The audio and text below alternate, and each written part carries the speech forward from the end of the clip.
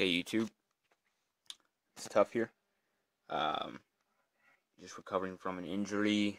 Happened about 2 months ago. Probably got another month and a half, maybe 2 months left.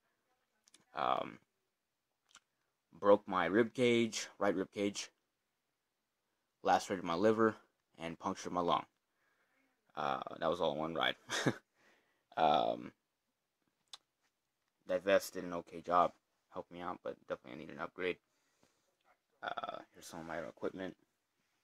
My glove, my tape for my wrist, and bells. I stomp on them to make sure that, I don't make that loud of a noise. My spurs, rosin, ties for the boots, and other things, miscellaneous. My chaps, there they are. They're nice. They're 450. My girlfriend got them for me in Mexico as a gift.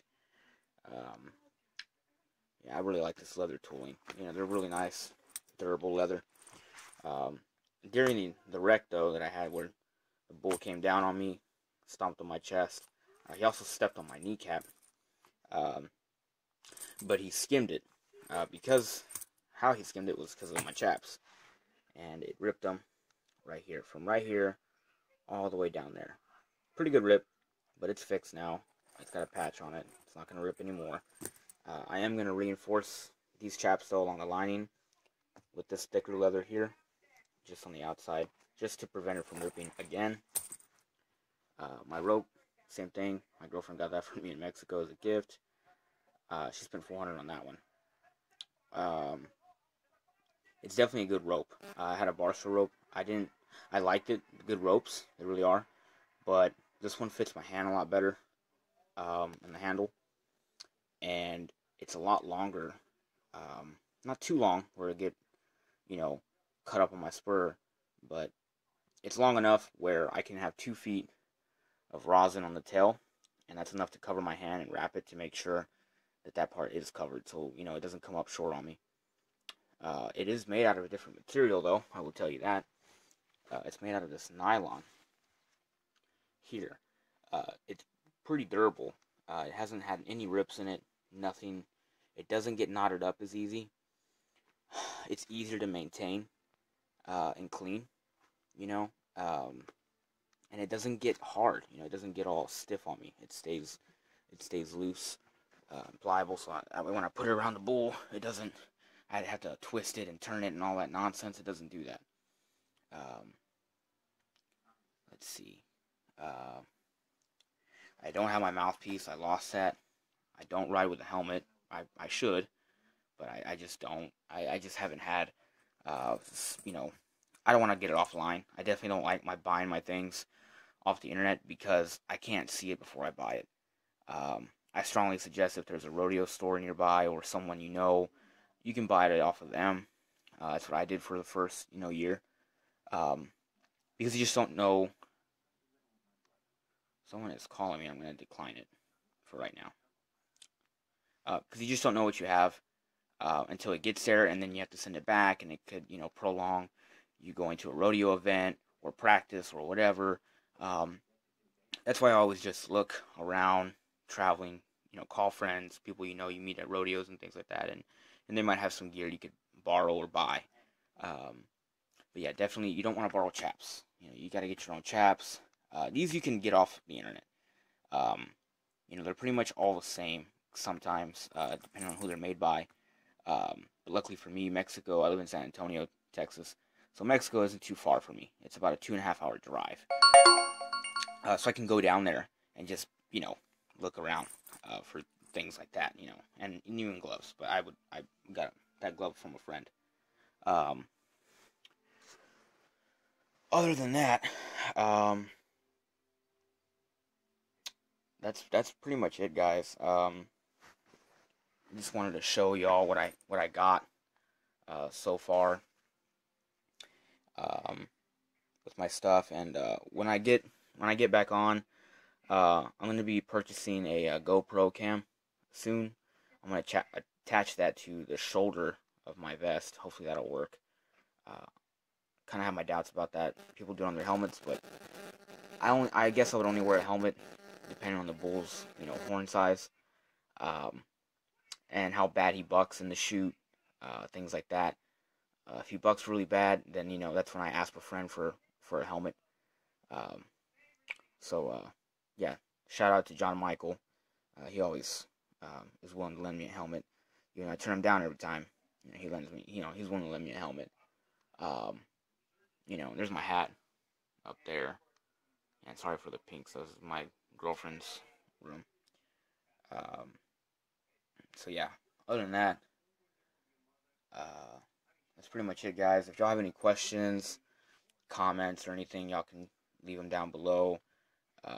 Y'all want suggestions? I'm definitely going to be going over some drills with some friends of mine for getting back on a bull. Even for people that get anxiety, because I get anxiety, I'm not going to lie. On some of the bulls, I get this real bad anxiety where, I get tense. I kind of almost black out and have to regain my focus because I overthink. So it's kind of for people. This channel, I want to make it for people who are getting started or want to get started in it. And I'm not here to discourage you or anything like that. I mean, if y'all guys want to jump into it and try it, it's worth a shot. Just don't spend all your money on all this stuff. It's better to just try it out first, see how you like it. If it's for you and you can keep on doing it, then that's good.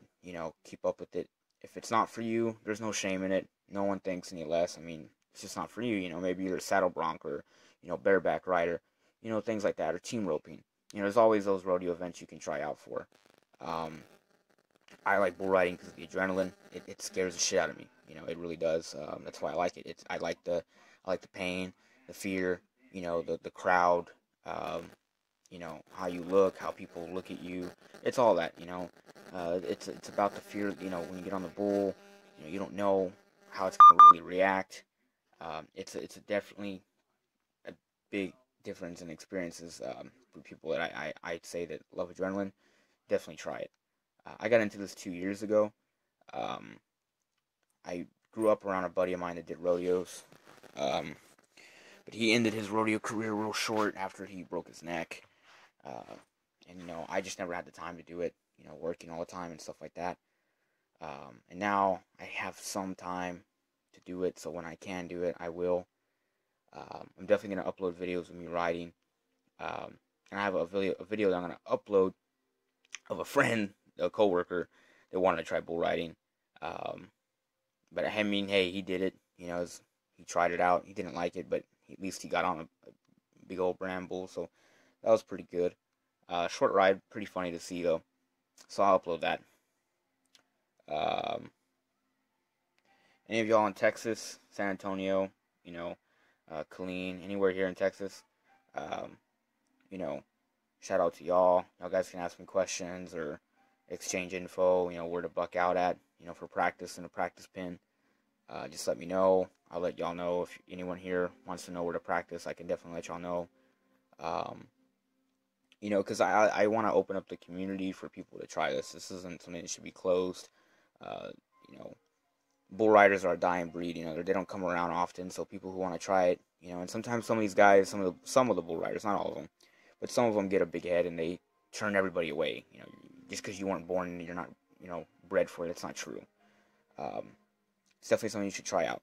Although it does give you an advantage if you grow up around it, have family, and it definitely gives you that upper hand on everybody. But let's see. As far as the chaps go, I had somebody ask me about these and wanted a review on them. As far as I can tell you is they save my knee, save the skin on my knee. They look good. They're comfortable. Leather's durable. People like them. They get a lot of attention, a lot of show, which is what you want during a rodeo. Same thing with the bull rope. I just have an average glove. It's nothing special. It's just deer hide. It's a Barstro glove. Great glove, though. Great glove. For it being basic looking, some people get the ones, the pro ones with the wrap around it. I mean, all that. I just like these and just wrap your own wrist, with that. Spurs, same thing. It's kind of hard to find bull spurs in towns. You can order them online, like nobody's business. They come a dime a dozen online, but they're pricey. I got those for 25 bucks at a feed store, and that's where you got to go in a city or out in the country in little towns is a feed store. They're more likely to have little things that you need, not necessarily rodeo chaps or a bull rope, but a glove, the bells, the spurs and the spur straps, even a vest. You might get lucky and find a vest. I got that one. That's actually a horse riding vest, but it works the same thing. It's just not leather like the ones you see. I'm gonna get one of those. I think it's a Phoenix one, and rosin. That's another thing. You can order this online in here, or you can make it. I make my rosin from pine sap and soap, and I cook it, boil it down, chip it off, and I heat it up, uh, little chips, and I heat it up along the rope with a lighter. That's how I use it. It works just the same. Instead of a block, I mean, if you really are cutting it short with money or it hasn't come in yet when you ordered it, that's the way to do it. Um, I believe there's a guy that does it. You can look it up. Um, let's see. Other than that, yeah, I got my girlfriend's name on a piece of fringe here for luck. Uh, I put that on after I got hurt, so maybe that'll change a lot of things. Hopefully. Um, Definitely, not gonna lie, I got a little intimidated about wanting to go back on. I'm not fully recovered yet. Still sore from my ribs. Can still feel them. Uh, but my organs have healed up. My liver and my lung have healed. Luckily, it wasn't my heart. Um, you know, but rodeo's dangerous.